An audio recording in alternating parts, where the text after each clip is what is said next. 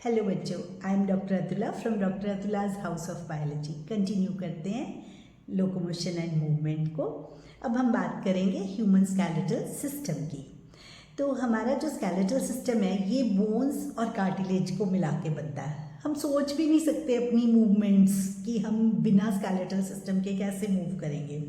जैसे हमारी बोन्स हैं, बोन्स को कनेक्ट करने वाली मसल्स हैं और उनकी कोऑर्डिनेशन से हम, जैसे अभी मैं बात भी कर रही हूँ, या हम फूड च्यू करते हैं, या टू एंड फ्रो मूवमेंट्स हैं, एक्सप्रेशंस हैं, हैंड जेस्चर्स हैं, ये सारे के सारे हमारे स्केलेटल सिस्टम के अकॉर्डिंग ही चल पाते हैं। तो बोन्स और कार्टिलेज की अगर बात करें तो ये ना स्पेशलाइज्ड कनेक्टिव टिश्यू है। इस कनेक्टिव टिश्यू में अगर तो कैल्शियम सॉल्ट्स ज़्यादा हैं तो वी कॉल इट बोन, और अगर इसी में कॉन्ड्रियोटिन सॉल्ट्स ज़्यादा हैं तो हम उसे कार्टिलेज डिनोट करते हैं। बोन इज़ हार्ड और जो कार्टिलेज होता है वो सॉफ्ट और प्लाइबल स्ट्रक्चर होता है। तो अगर हमने स्केलेटल सिस्टम को पढ़ना हो तो हम जानते हैं कि 206 टोटल बोन्स का नंबर है। इसको हम दो पार्ट्स में डिवाइड कर लेते हैं। One is axial skeleton, axial axis में सारा सेंटर वाला पार्ट, और अदर इज अपेंडिकुलर। अपेंडिकुलर में हमारी आर्म्स और लेग्स दोनों आ जाती हैं। अपेंडिकुलर स्केलेटन का ये पार्ट बनता है। तो एक्सियल स्केलेटन में 80 बोन्स होती हैं। हमें ना साथ ही साथ अगर आप उसके नंबर्स को याद करते जाओगे तो उसको ना ट्रैक रखना बड़ा कन्वीनियंट हो जाता है। तो axial skeleton is made up of 80 bones, whereas appendicular skeleton में 126 बोन्स होती हैं। तो मतलब एक एक बोन को अगर हम अकाउंटेड फॉर करें कि काउंट कर करके याद करें तो आपकी कोई भी बोन स्किप नहीं होगी। तो let us move to axial skeleton. Axial skeleton skull से स्टार्ट करते हैं। यहाँ से स्कल वाला पार्ट, उसी में हमारे सारा वर्टिब्रल कॉलम, स्टर्नम, रिब्स, ये सारा एक्सियल स्केलेटन में आ जाता है।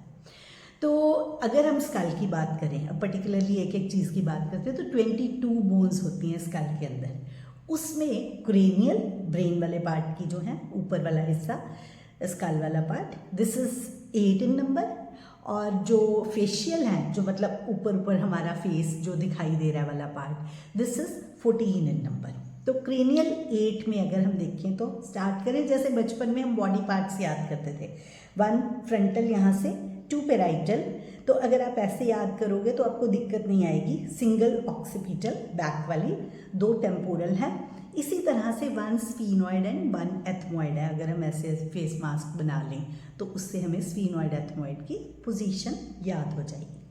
अब हम बात करते हैं फेशियल बोन्स की। फेशियल बोन्स में हमारे पास 2 नेजल बोन्स हैं, 2 इंफीरियर कॉन्के हैं, मतलब नाक का पार्ट जो है ये ब्रेन के साथ जब कनेक्टेड होता है, they are shelf like structures, तो इनको हम बोलते हैं इंफीरियर नेजल कॉन्के, या इंफीरियर टर्बिनल्स भी बोला जाता है, इनको सिनोनिम है। सिंगल वोमर है नेजल के पीछे। वोमर के बाद 2 लेक्राइमल ग्लैंड्स हैं, टीयर ग्लैंड्स जो होती हैं उसकी बोन्स, 2 लेक्राइमल बोन्स हो गई। फिर 2 जाइगोमैटिक या चीक बोन्स हो गई। नेक्स्ट 2 पैलेटाइन, ऊपर पैलेट वाला पार्ट जो है वहाँ पे 2 पैलेटाइन है, 2 मैक्सिलरी अपर जॉ वाला, और सिंगल मैंडिबल लोअर जॉ। अब नेक्स्ट आते हैं हॉइड बोन। ये एक सिंगल ऐसी बोन है जो हमारी बॉडी में किसी भी बोन के साथ कनेक्टेड नहीं है, 1 हॉइड बोन। नेक्स्ट आते हैं ईयर ऑसिकल्स पे। ईयर ऑसिकल्स में हमारे पास है 2 मेलियस, दोनों कानों में 2 मेलियस, 2 इंकस और 2 स्टेपीज। स्टेपीज स्मॉलेस्ट बोन है हमारी बॉडी की, और स्टिपीडियल मसल स्मॉलेस्ट मसल है हमारी बॉडी की। तो 3 और 3 मिला के 6 ईयर ऑसिकल्स हो गए। अब बात करते हैं हम वर्टिब्रल कॉलम की। तो हमारा ये जो क्रेनियम वाला पार्ट है, ये वाला पार्ट जब नीचे क्रेनियम वाला पार्ट कनेक्ट होना बॉडी के साथ, तो that is through vertebral column. Vertebral column के अंदर हमारे पास सर्वाइकल वर्टिब्रे, नेक वाले रीजन के, they are 7 in number. Thoracic 12, rib cage वाला पार्ट, इतना हिस्सा, ये 12 इन नंबर है। लंबर 5 है। लंबर रीजन के जो वर्टिब्रे हैं, इन्हीं की जो मूवमेंट है उसकी वजह से हम बेंड कर सकते हैं। तो मतलब ये जो सर्वाइकल है, ये गर्दन वाले हो गए, ये मूवमेंट के लिए रिस्पॉन्सिबल है। और जो सेकंड हमारे पास थोरेसिक है वो हमारे रिब केज का एक पार्ट बनाते हैं। लंबर 5 मैक्सिमम मोबिलिटी शो करने वाले। उसके बाद ना सेक्रम एंड कॉकेक्स। तो सेक्रम जो है ये 1 फ्यूज्ड है, अदरवाइज ये 5 बोन्स थी जो आपस में फ्यूजन के बाद सिंगल में कन्वर्ट हो गई। तो इसी तरह से जो कॉकेक्स है, कोकीजियल बोन है, वो भी 1 फ्यूज्ड है। तो ये पहले जो था, अगर हम ओरिजिनली देखें तो ये 33 नंबर बनता था, लेकिन अब क्योंकि ये फ्यूजन है सेक्रम का और कॉकेक्स का, उसकी वजह से वो 5 और 4 9 होने की जगह पर वो 2 रह गए, तो 7 का ऐसे डिफरेंस आ जाता है हमारे पास। तो अब हम क्या बोलते हैं, vertebral column is made up of 26 vertebrae. उसका ऐसे फॉर्मूले की फॉर्म में भी याद कर सकते हैं आप इसे, जैसे C7, T12 थोरेसिक के लिए, L लंबर के लिए 5 एंड उसके बाद सेक्रम के लिए 1 फ्यूज्ड और कोकेक्स के लिए 1 फ्यूज्ड। तो हमारे पास वर्टिब्रल कॉलम और स्टर्नम, मतलब वर्टिब्रल कॉलम के थोरेसिक वर्टिब्री इतना वाला पार्ट और स्टर्नम को अगर हम मिला दें रिब्स के साथ तो ये टोटल मिलके रिब केज बन जाता है। मतलब जो रिब्स होती हैं हमारी वो आगे से स्टर्नम या ब्रेस्ट बोन के साथ और पीछे से वो बैकबोन के साथ वर्टिब्रल कॉलम के साथ कनेक्टेड होती हैं। तो अब हमें क्योंकि जितनी बार भी हम ह्यूमन फिजियोलॉजी की बात करते हैं तो हम हर बार बात करते हैं कि सर्फेसेस याद रखनी है, ऐसे ना dorsally this is connected to this, ventrally connected. तो हमारे पास अगर हम देखें तो dorsal is facing the sky. हमेशा याद रखो कि हम इनिशियली जो थे हम अपने पैरों पे थे, है ना, तो 4 लेग्ड ऑर्गेनिजम्स थे। तो इसीलिए पीठ वाला रीजन जो है दैट इज डॉर्सल और चेस्ट वाला रीजन है दैट इज वेंट्रल। तो आपको आर्टिकुलेशंस और पोजीशंस याद रखनी थोड़ी कन्वीनियंट हो जाती हैं अगर आप डॉर्सल और वेंट्रल को अंडरस्टैंड करते हो, तो आपको क्रैम करने की ज़रूरत नहीं होती अपने बॉडी पार्ट्स के बारे में। वापस चलते हैं, हम बात कर रहे थे वर्टिब्रल कॉलम में 26 वर्टिब्री होते हैं। तो एक वर्टिब्रा, अगर हम सिंगल वर्टिब्रा की बात करें तो उसके अंदर एक सेंट्रल, इसका एक जैसे हमारी रिंग होती है ना, रिंग जैसा स्ट्रक्चर होता है, अंदर एक सेंट्रल हॉलो कैनाल होती है। उस कैनाल के अंदर से स्पाइनल कॉर्ड जो है वो निकल के जाती है। तो मतलब प्रोटेक्शन प्रोवाइड करती है ये स्पाइनल कॉर्ड को सारा वर्टिब्रल कॉलम जो है। आपस में जो वर्टिब्रे हैं वो भी कनेक्टेड रहते हैं। इसमें फाइब्रो कार्टिलेजिनस डिस्क की प्रेजेंस होती है जो कि लिमिटेड मूवमेंट अलाउ करते हैं। अब नेक्स्ट आते हैं स्टर्नम पे। सिंगल स्टर्नम है, ब्रेस्ट बोन सेंटर में होती है। इसकी ना डैगर के जैसी अपीयरेंस होती है, ऊपर एक उसका जैसे मेनोब्रियम उसका डैगर का हत्था होता है, उसी तरह से नीचे बिल्कुल पॉइंट स्ट्रक्चर, उसे हम बोलते हैं जिफॉइड प्रोसेस, बीच का पार्ट बॉडी कहलाता है। इसके डिटेल्स एनसीईआरटी नहीं कवर करती, आप इसे छोड़ सकते हो। तो स्टर्नम इज सिंगल। अब आपको पता है कि दिस इज वेंट्रल साइड पे प्रेजेंट है। रिब्स के 12 पेयर्स होते हैं। जो रिब्स है ना वो हमारी उसमें ना 2 आर्टिकुलेशन सर्फेसेस होती हैं, that's why we call it bicephalic. तो रिब्स के 12 पेयर्स हैं, 7 ट्रू हैं। 7 ट्रू एक साइड से कनेक्टेड हैं और वो जो है एक साइड से स्टर्नम से कनेक्टेड और दूसरी साइड से वो हमारे वर्टिब्रल कॉलम से कनेक्टेड है। उसके बाद हम बात करते हैं 3 फॉल्स की। 3 फॉल्स को बोलते हैं वर्टिब्रोकॉन्ड्रियल रिब्स। इनको क्यों बोला जाता है? क्योंकि ये ना जो 7th पेयर था उसके साथ ही कनेक्टेड होते हैं थ्रू हाइलैंड कार्टिलेज। इनका पीछे वर्टिब्रल कॉलम से कनेक्शन नहीं होता और आगे स्टर्नम से कनेक्शन नहीं होता। तो उसके बाद 2 बिल्कुल छोटे साइज़ की फ्लोटिंग रिब्स हैं जिनका कि बहुत साइज़ छोटा छोटा होता है और ये किडनी को प्रोटेक्ट करने का काम करते हैं। तो इसके साथ हमारा ये कंप्लीट होता है एक्सियल स्केलेटन वाला जो पार्ट है। तो मतलब इसके अंदर 80 बोन्स, जिसमें से 22 स्कल में, 1 हॉइड, 3 ईयर पेयर्स जो हैं वो ईयर ऑसिकल्स के, वर्टिब्रल कॉलम में 26 और सिंगल स्टर्नम है और रिब्स के 12 पेयर्स हैं। अब हम टेकअप करते हैं अपेंडिकुलर स्केलेटन। तो अपेंडिकुलर स्केलेटन में 126 बोन्स होती हैं। ये सारी बोन्स जो हैं अपेंडेजेस, आर्म्स और लेग्स की बोन्स की बात करते हैं अलॉन्ग विद देयर गर्डल्स। जैसे हमारे शोल्डर के ऊपर पेक्टोरल गर्डल है, वैसे ही हमारा हिप वाली जो बोन है that is called pelvic girdle. Pectoral girdle की अगर हम बात करें तो इसमें हमारे पास शोल्डर गर्डल दो हो गए ना, एक लेफ्ट साइड का एक राइट साइड का। तो इनके अंदर क्या होता है, एक होती है क्लैविकल या collar bone, this is also called beauty bone. Clavicle या कॉलर बोन कनेक्टेड है पीछे स्कैपुला के साथ। स्कैपुला में एक ट्रायंगुलर बोन है स्कैपुला, और उसमें एक रिज सी ऊपर की तरफ होती है that is called acromion. Acromion जो है वो आर्टिकुलेट करता है कॉलर बोन के साथ। दूसरा हमारे पास इसी में स्कैपुला में ही ये कनेक्ट करता है हमारी ह्यूमरस या आर्म की बोन के साथ, उसके आर्टिकुलेशन के लिए इसमें जगह होती है। तो इट हैज़ ग्लीनॉइड कैविटी, गोल होता है, और वो उसमें ग्लीनॉइड कैविटी में हमारा आर्म की बोन जो है वो कनेक्टेड रहती है। दूसरी तरफ पेल्विक गर्डल की बात करें या हिप गर्डल की बात करें तो उसमें क्या है, it is made up of 2 bones. उसी तरह से लेफ्ट और राइट साइड की बोन, तो उनको हम बोलते हैं इननॉमिनेट या कॉक्सल बोन्स। वो coxal bone further fusion of ilium, ischium and pubis से बनता है। तो 2 हमारे पेक्टोरल गर्डल हो गए और 2 हमारे पेल्विक गर्डल हो गए। अब नेक्स्ट हम बात करते हैं लिम्ब की बोन्स की। पहले हम स्टार्ट करते हैं लिम्ब की बोन्स। 120 बोन्स हैं टोटल, वो 60 आर्म्स की हैं और 60 लेग्स की हैं। तो पहले हम बात करते हैं 4 लिम्ब्स या आर्म्स वाली पार्ट। तो 4 लिम्ब अगर हम देखें तो 30 हैं। 1 यहाँ से ह्यूमरस, फिर उसके बाद ये इधर रेडियस और अल्ना। तो इसको हम ना इनर एंड आउटर ऐसे कहते हैं कि दिस इज रेडियस, इधर से अगर हम देखें तो रेडियस और अल्ना। तो ये हमारे पास radius is inner and ulna is outer. फिर उसके बाद यहाँ पर 8 कार्पल्स होते हैं, स्मॉल साइज्ड रिस्ट की बोन्स को कार्पल्स बोलते हैं। Then we have 5 metacarpals and 14 phalanges हैं। 14 फेलेंजीज क्यों हैं, हर एक में फिंगर में 3 है लेकिन थंब के अंदर 2 फेलेंजीज की प्रेजेंस है, तो मिला के 14। टोटल काउंट बना 30 इंटू 2, क्योंकि लेफ्ट और राइट साइड की आर्म की बात हो रही है। अब ये कहाँ कनेक्टेड थी, ह्यूमरस ग्लीनॉइड कैविटी में। अब हम बात करते हैं हाइंड लिम्स की। अगेन 2 हैं, each hind limb has 30 bones.